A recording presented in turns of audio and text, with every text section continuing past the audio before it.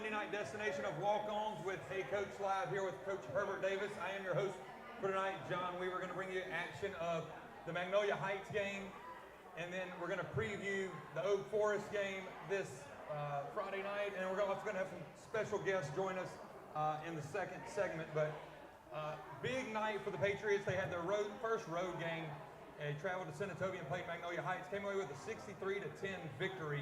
And Coach Davis, we're going to talk about that game, what we did well, what are some things we need to work on. But you start out the season 2-0. You're averaging 52.5 a game, and it doesn't matter, get better mentality. But what are some things that you saw that your team did really well in week 2?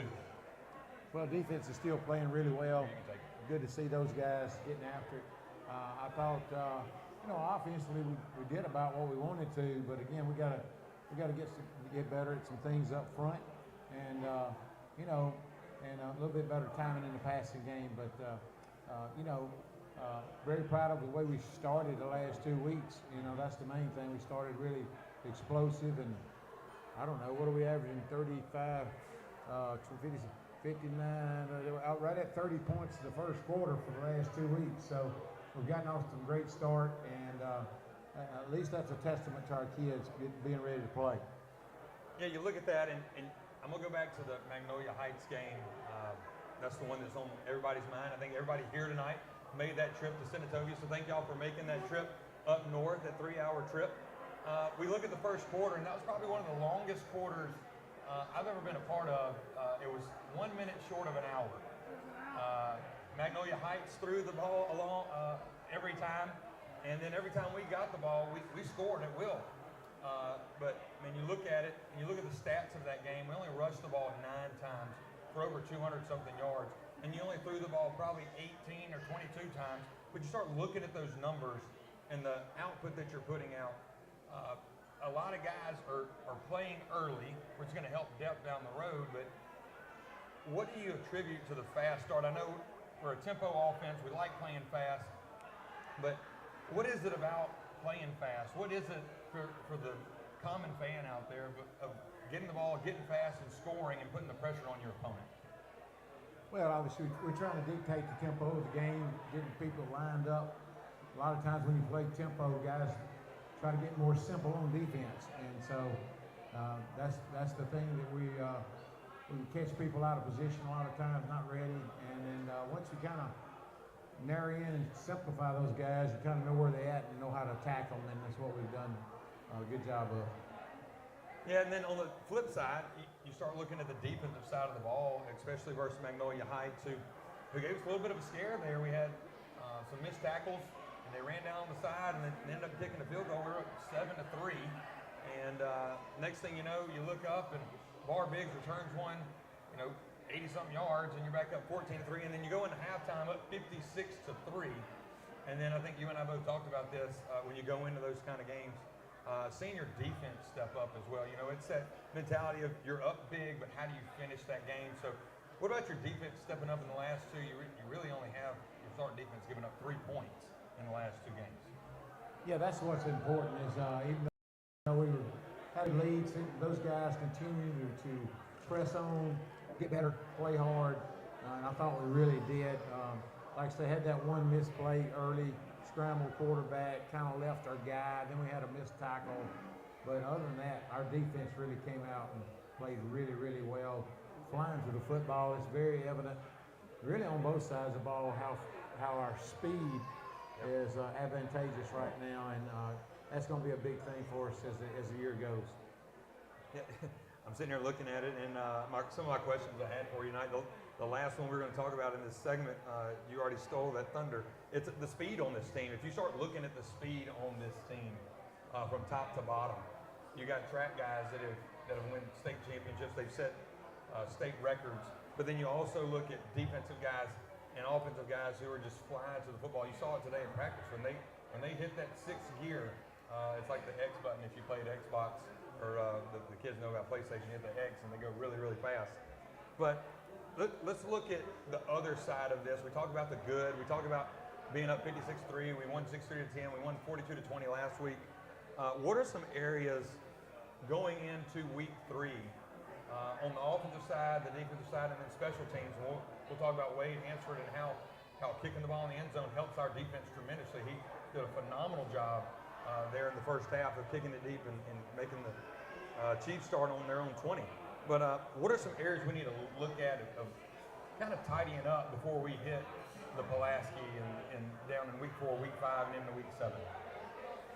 Well, defensively, we didn't line up right on a couple of formations into the boundary and some condensed sets. So we worked hard on that today, and we'll continue that this week. And those guys, but I tell you, other than that, man, they're playing really well and flying the ball. And as we know, it's really hard to throw that thing against those guys in practice. So they're really good and get good pressure on the quarterback up front, and with our blitzes, it's our linebackers too, but that secondary is locking down back there. And then, offensively, we just got to get better up front. We got a lot of inexperienced guys up there. We did block the right people better. Now we got to tie in those fundamentals and just really kind of get better fundamentally right there. And then people talk about, well, what are we going to do? What are we going to do to get game time, game speed, and all that stuff? And I tell them, look, we're playing one of the best secondaries in the league every day. And so if we come out and give everything we got, we're getting a great look every day throwing the football. So I don't think we can get a better look, on Friday nights than we can every day in practice if we'll embrace what it takes to get better. And that's come out and give our very best, work on details. Right. You alluded to this in the first show, and it's kind of the mantra for this year, and it's a process of, everybody wants us to get back. Nobody wants to get back to Mississippi College more than we do. But it's the process of taking day by day, rep by rep, and that's hard for a teenager, I think, and it's up to us as coaches to kind of hone in on that. So what are some practical things that you're looking at, say just tomorrow at practice of honing back, turning in that dial of like, hey, today's practice is solely on this. So how do you get a teenage high school football player to trust the process, if you will? We do a lot of things, but one of the things we do a lot is compete. And so when we're competing, man, I expect us to be full tilt, and being able to carry out those fundamentals that we've been working on. We ask our guys to do a lot of things according to how we see things, be able to route adjust and stuff. And so they got to be intelligent and recognize coverages. And so, when we get after each other, our defense gives a lot of different looks. And so it really helps us a lot if, again, we'll embrace the process and come out every day and give our best effort. Yeah. I think that's such a key word when you start hearing the process, and everybody wants to see the end result. That when you have the process built in, you got to take time to get to week 2, to week 3, to week 4, not all the way to skip to week 14, and that's hard. A lot of times for people to see that, especially with coaches, when you start beating teams, like we did 6-3 to 10, you start getting a false sense of identity of like, oh, we can do this. Well, no, you got to hone in on every little detail that we do. So you're here at Walk-Ons. This is Hey Coach. I'm here with Coach Herbert Davis talking about Magnolia Heights and Patriots 6-3 to 10 win this past Friday night. We're going to be back with some special guests. We got some awards to give out and tell people. We have 4 players of the week this week. So we got a basketball guy rolling down here. So stay tuned for more Hey Coach live from Walk-Ons. Back in a minute.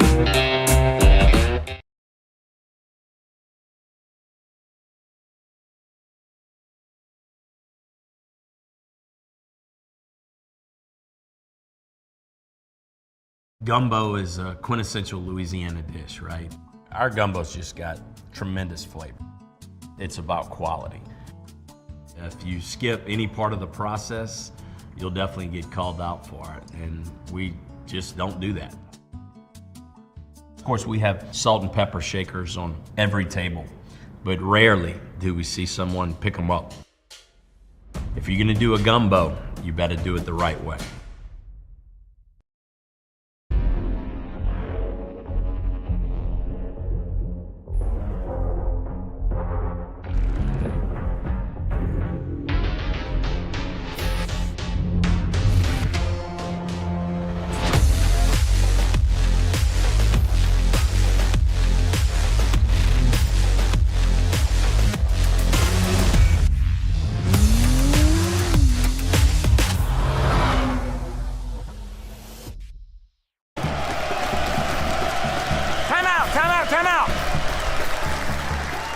You got a tackle out there. It's killing us. I'm trying, Coach. Who is that guy? He moves. He moves like water. He is water. He's the best dang football playing roof leak in the state. But I can't stop him. Of course you can't. You know nothing about roofing. So get out there and do your job.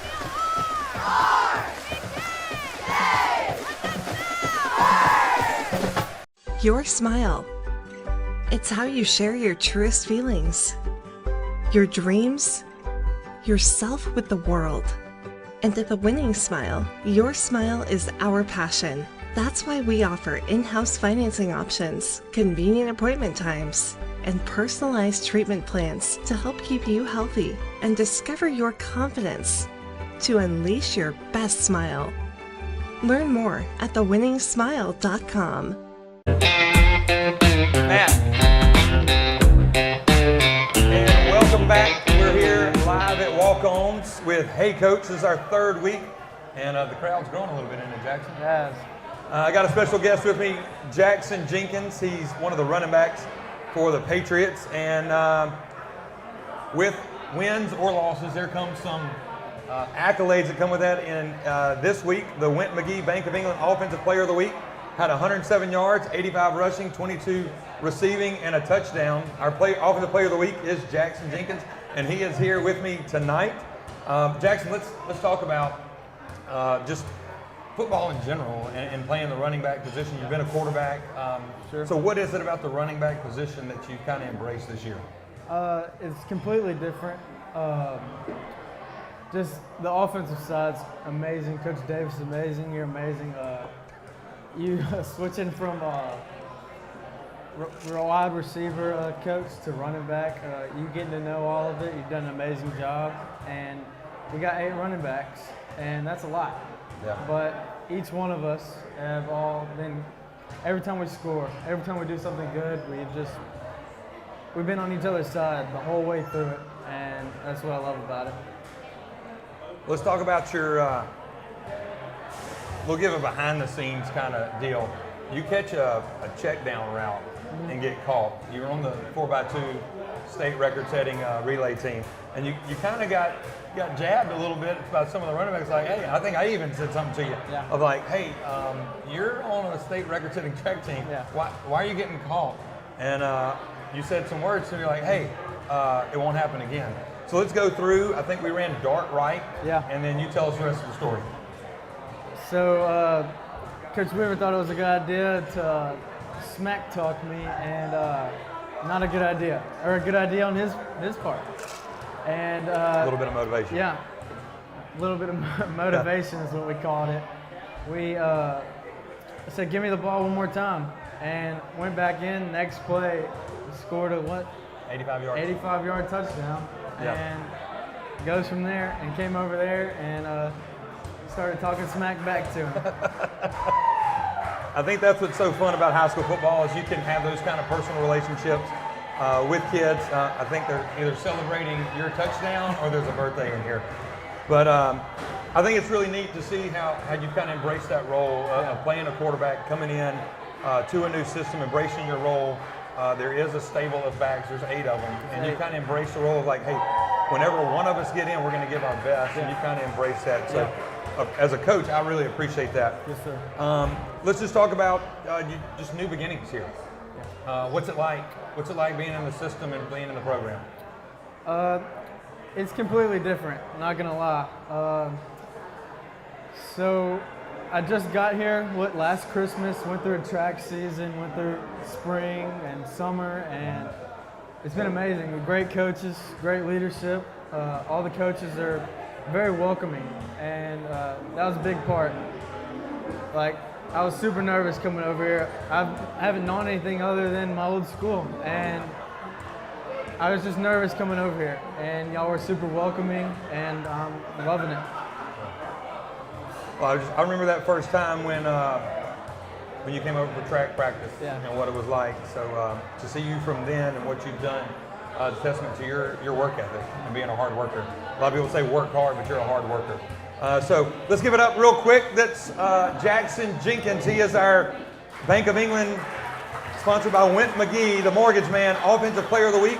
had 107 yards total, 85 rushing, 22 receiving, and 1 touchdown on the night when the Patriots defeated Magnolia Heights 63-10. Stay tuned. We'll have another special guest, the special team player of the week. Property is coming up. Stay tuned. From small-town courtrooms to the Mississippi Supreme Court, our attorneys have over 60 years' experience litigating cases all across Mississippi. The odds say you'll need an attorney at some point, and when you do, you can have the home field advantage with your hometown lawyers right around the corner from MRA. Gladden and Ingram, attorneys at law.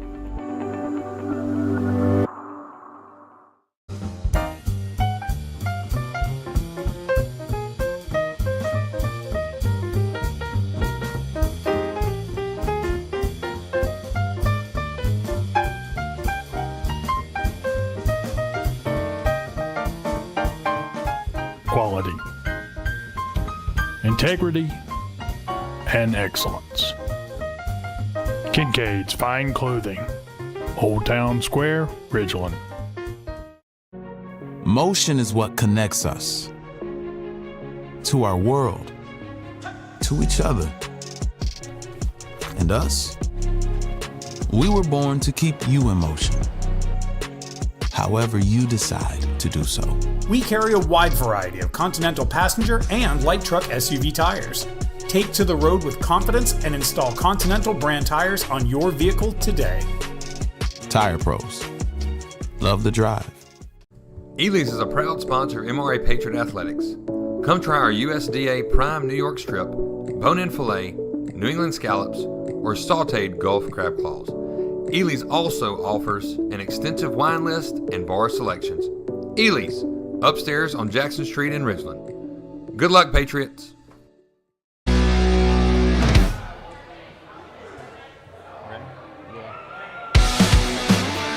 And welcome back to Hey Coach Live from Walk-Ons. We're here with the Whitetail Properties Special Teams Player of the Week. This is a new Player of the Week that we have added in this year. So Jeff Foote is going to be the sponsor of that, Whitetail Properties. But this is Barr Biggs. And if you say rabbit or turtle, you're definitely going to say you're the rabbit.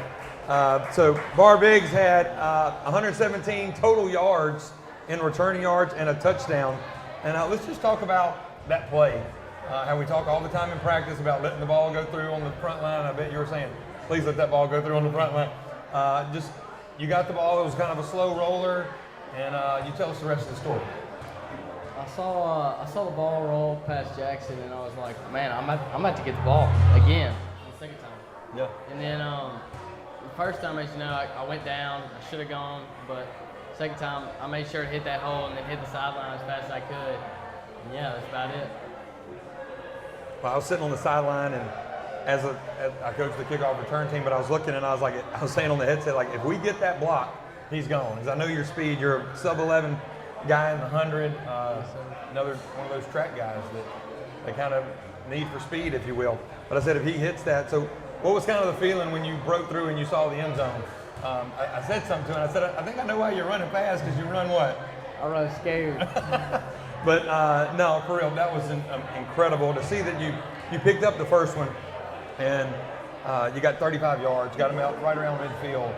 And then the second one, you kind of saw the blocks happen. So I want to go back to your 8th grade year, and I think a lot of this, and I've talked to your parents about this, and I tell a lot of people this story. When you're in 8th grade, you trained with the high school track team.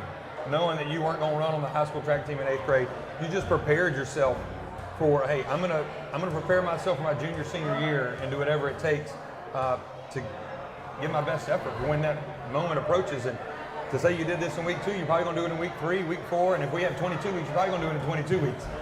But just talk about your due diligence of embracing the process of just getting better and how that works.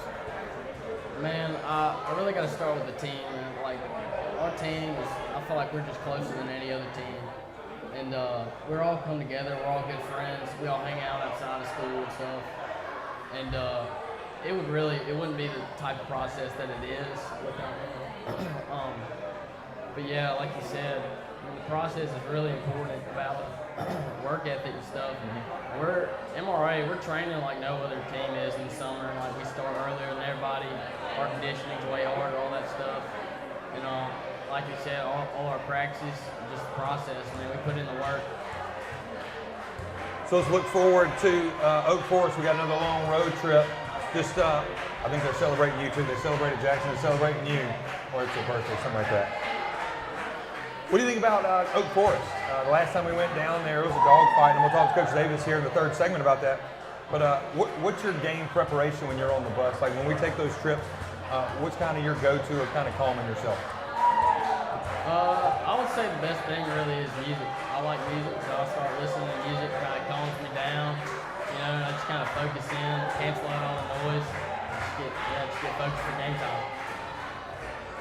All right, we're gonna take it from here. You have been watching Hey Coach. We're gonna be here in the third segment. This is Barr Biggs. We got two other players of the week that we're gonna talk about. Our defensive player of the week this week by Shelter Insurance Bradford Foster is Patrick Plunkett, who had 5 tackles, 3 tackle for loss for 15 yards and a sack. And then our offensive lineman of the week, the Lee Hawkins Realty, sponsored by William Fincher, is Caleb Unger, again, is the offensive lineman of the week. So our players of the week for offense was Jaxon Jenkins. I'm sitting with the special teams player of the week, Barr Biggs, and then Patrick Plunkett for defense, and then Caleb Unger for the offensive lineman of the week. Stay tuned for our third segment with Coach Davis live from Walk-On. You're watching Hey Coach.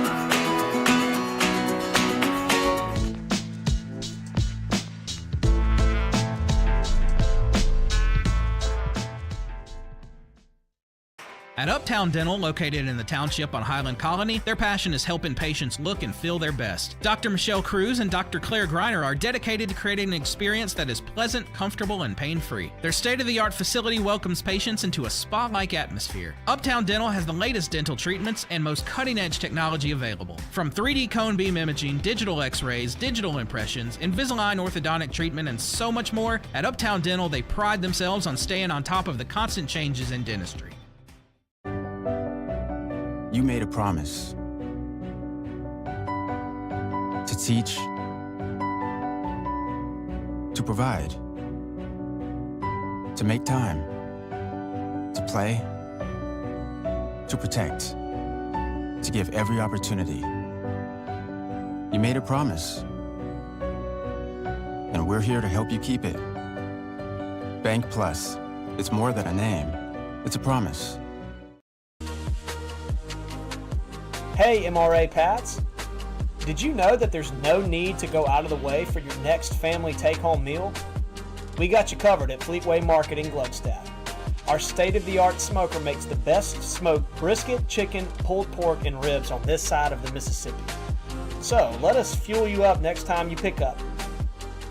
Fleetway is so proud to support our hometown MRA Pats.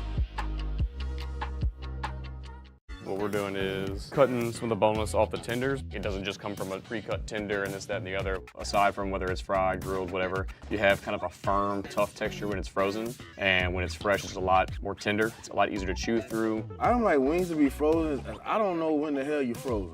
You want that crunch, but still that wetness from the sauce. You just have the tossed wings in a clean bowl. Every plate is a love letter. Send a love letter. Let the guests know you love them.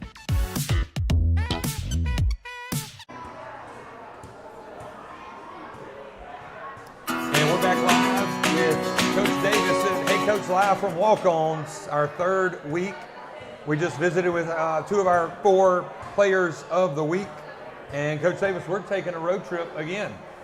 We're back on the road again, if you will, traveling down to Amite, Louisiana, playing the Oak Forest Yellow Jackets. And we talked a little bit yesterday during film study. The last time we were down there was a dogfight. So what do you suppose it'll be some problems when we go down to Oak Forest? First problem, those guys in the striped shirts. That's going to be the first problem. So I think last time I almost got kicked out down there. But anyway, so those guys are going, you know, they really play well at home, honestly. Always have, no matter who they play. And, you know, I told our guys today, we almost barely got out of there, and then we played them at home and kicked them pretty good.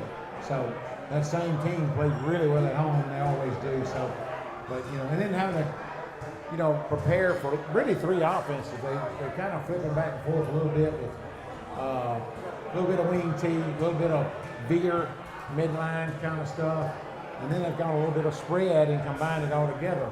So our defense will have to have a really good challenge this week of lining up and against multiple kind of looks and stuff like that. So. Yeah, we were doing inside run today, and I had to be the quarterback running midline and veer on the inside run, and then next thing I know, we're looking up and they're in spread and doing some 2x2 stuff. What defensively, and I know there's a lot of dads in here, and I know there's a lot of people watching that what are they going to do to us defensively? And I know we talked about in the first segment how the best competition we typically see is our defense and how fast they are and the schematics that we run. What are they going to do to us defensively that might pose us some problems down there? Well, I mean, obviously you got to get some pressure on the quarterback. That's number one. You can't give up the deep ball if you're going to play us. So, so those are two major deals right there. And then, we got to be able to run the football when we want to run the football. That's always kind of our deal. When we get ready to run the football, we got to be able to run the football. And of course, that, again, going back to our RPO stuff like we talked about last week, a lot of that dictates what the defense gives us. If they're going to crowd the box, we're going to throw it out there. If they're going to stay out there in coverage, we'll hand the ball off. And I think we saw a little bit of that last week when they got out of the box. We had a lighter box, and our O-line blocked it up, and our backs did the rest. Yeah. So we start looking at, and I know some questions are out there of how do we get past these 3 weeks of the non-conference, if you will, and then you start looking down the road, and you got Pulaski Academy coming into town, and then 2 weeks from there you got Oak Grove. So you start looking at your schedule. What are some things, do you ever prepare for 1 week for another week, or is it just, hey, we're going to focus on this week, and then we're going to take each week, compartmentalize? I know there's been some questions like, hey, how do you look at game weeks like that, knowing you won 2 games pretty handily, and then you start looking down the road. How do you prepare your mind as a football coach for that? I can't tell you all my secrets now. You're getting a little too secretive there. I know how I think, but how we all are going to think is we're going to get better every day. Honestly, a lot of the game planning stuff I really do in the off season and summer. So I know what I want as an offensive coordinator. I think Danny does the same thing on defense. And so we're kind of prepared for these guys in all season schematically. But as far as us right now, I mean, honestly, what thing that's holding us back are just fundamentals and details, reads, stuff like that we got to get better at. Yeah. And the reason for that question was this is the second rotation of the schedule. So we've played these teams, and they all have the same head coaches besides one school that has a new head coach in our league. But you start looking at that, and you kind of know what everybody's going to run. You kind of know what people are going to do offensively and defensively to you. So I wasn't trying to get all the secrets. I mean, I'm in those Sunday meetings, so I kind of have those questions and answers for that. So if you had to give your team a grade from Mag Heights, or let's just back that up. If you had to grade them from Park Lane to Mag and then Mag Heights into now, how would you grade them, and why would it be that grade? I'd give our defense an A-. I'd give our defense a C right now. I really, we're just, and then special teams, I'd give us probably a B+, maybe an A- right now.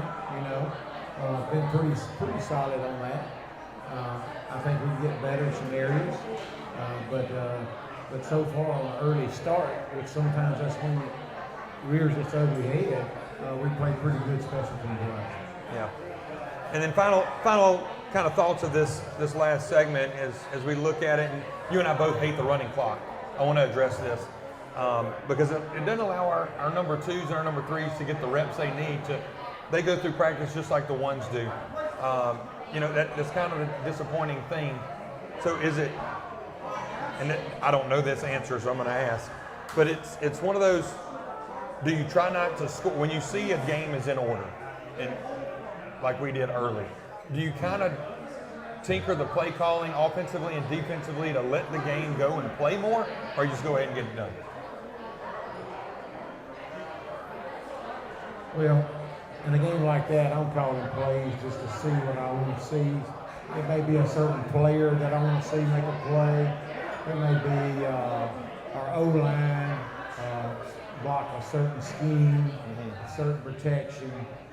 So we're when we get down like that, we're looking for specific things that I want to see on film, that we can get better at. Yeah. And that's kind of how we call it.